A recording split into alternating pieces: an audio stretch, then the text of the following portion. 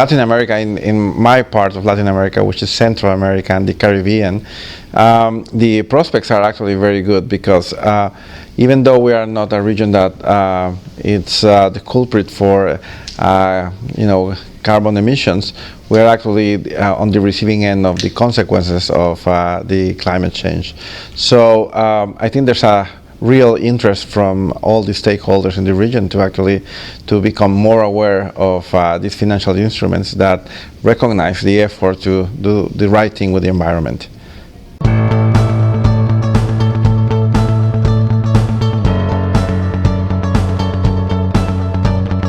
It's actually, this is a very new line of business. The private sector and the governments have actually tried. The most recent issuer was from Panama, and it's new. So that's why CABEI, as a representative of all this region, we're about to launch our first green bond soon. And the idea is to show to all my stakeholders, governments and private sector, that it is possible to make sure that the markets recognize what we're actually doing with your other non-green bond issuances that you have done in the past.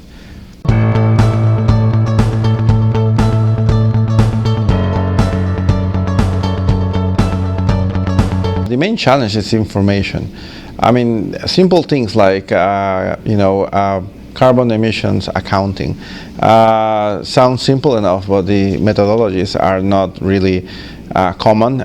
So most of the knowledge of how to measure impacts has to come from outside. This is not something that is done commonly, but even the most basic measurement in which you can verify that your investment is responsible for one action or the other is not trivial. And so the verification side of any green bond issuances, it's going to be the weak link on how to issue more green bonds in the future.